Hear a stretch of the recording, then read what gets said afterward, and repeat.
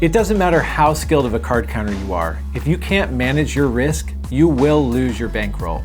I'm Colin from Blackjack Apprenticeship, and in this video, I'm going to talk about risk of ruin, what it is, how to think about it, and most importantly, how to manage it. I tell people you need two things to make it as a card counter, your brains and your bankroll. So the brains part, that's your skills. Perfect basic strategy, perfect counting, perfect bets, and playing deviations. The second part is the bankroll. Your bankroll refers to all the money you have to invest into card counting. And if you don't manage the risk of your bankroll, you have no way to generate EV at the tables. So let's define what we mean by risk of ruin. Your risk of ruin is the probability that you would lose your entire bankroll. So one way to think about it is if you have 100 card counters that play a certain way, how many of those 100 card counters would lose their entire bankroll? So 5% risk of ruin means 5 out of 100 card counters that play the exact same way lose everything. The other 95 would be okay. So let me tell you a little bit about my story. I started as a card counter about 15 years ago. I convinced my wife for me to take $2,000 of our savings. We had about $6,000 in the bank.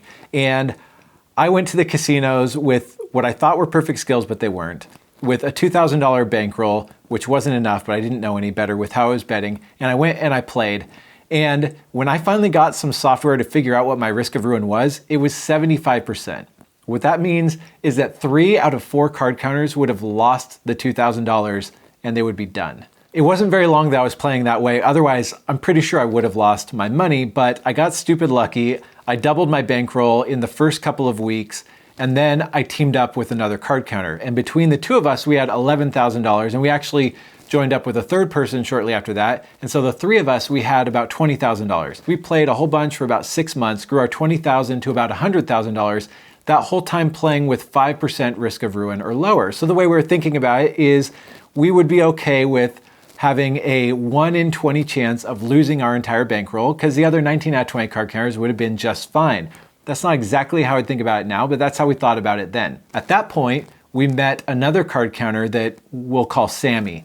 Now, Sammy had been playing blackjack longer than us. He had been through all the swings of a professional card counter for a number of years.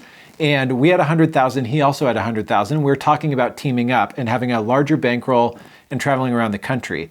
But he refused to play above a 1% risk of ruin. He wasn't comfortable with a more than 1 in 100 chance of losing our money. And it actually was a source of conflict at the time. We would argue over, well, what's 5%? That's still a pretty small chance of losing our money. So the way one teammate argued about it is imagine dice. Let's say you have a 10-sided die. You roll that dice and you have a 1 in 10 chance of losing everything, but the other 9 out of 10 are totally fine. He thought, I'm okay with a 10-sided dice with one side being losing everything. I'm going to argue that there's a problem with that way of thinking. One is we're not computers. We're going to do everything we can to play perfectly, but the reality is we're not computers. Secondly, this risk of ruin assumption is that you never take money out of your bankroll. But like we were playing professionally, at times we needed to take money out to live off of. And if you're going to take money out, actually it makes your risk overall a little bit higher. Third is that risk of ruin is the risk of losing everything. But how are you going to handle it if you lose 50% or 75% of your money? Are you going to be able to continue to play? And with a team of 4 people, we need money just to be playing with. And so 5% risk of ruin, 10% might feel okay, but that's going to be a much higher chance of losing 50 or 75% of our bankroll than just 5 or 10%. And my final argument is that lower risk of ruin doesn't mean you won't make money. It just means it's going to take a little bit longer. So the argument for higher risk is that you can bet more and generate more EV. While lower risk, you can't bet as much, but it's just going to take a little bit longer to make money. And when you really only have your brains and your bankroll to make it as a card counter, if you don't protect your bankroll, you can't make money. So I would argue keep your risk as low as you can so you can keep generating EV, even if it's a little bit less EV than if you take more risk. So here are a few questions you should ask yourself when considering an appropriate risk of ruin. The first is your game perfect? If your blackjack game isn't absolutely perfect, you really shouldn't be having this discussion. You need to focus on perfect basic strategy, perfect counting, perfect bets based on the true count, and playing deviations. At that point, you can actually start putting a bankroll at use in the casinos. Secondly, is ask yourself, what can you financially afford to lose?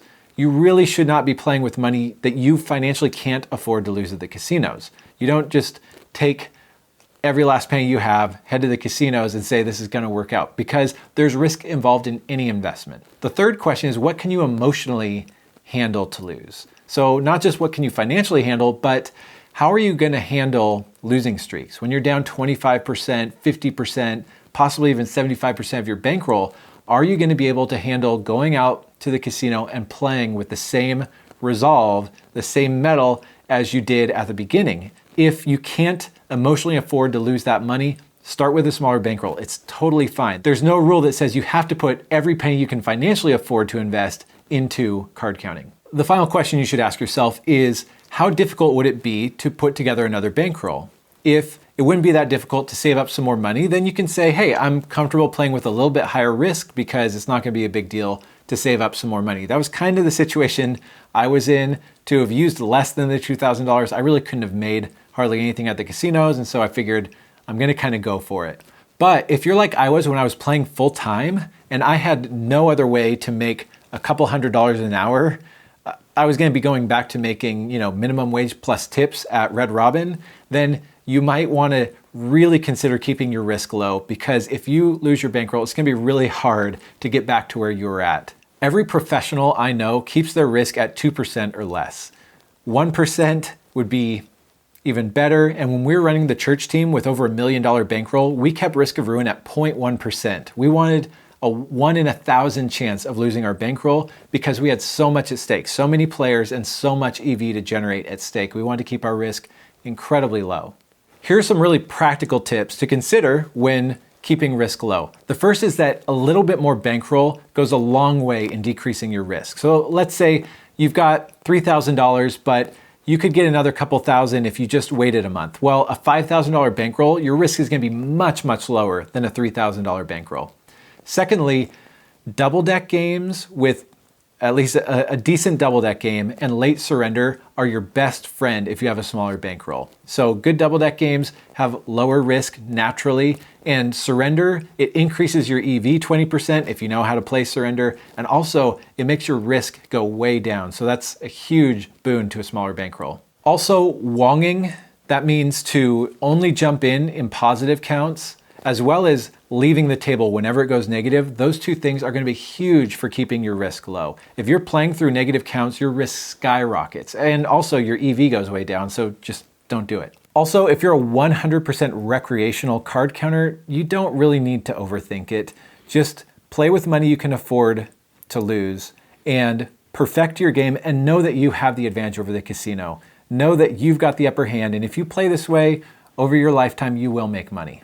For a more thorough overview of risk and EV based on different bankroll sizes, there's a link below to an article I wrote that has a lot of case studies, and it'll show you the EV and the risk associated with different bankroll sizes and bet spreads. And for more weekly updates, you can subscribe below to our channel. Make sure you turn notifications on.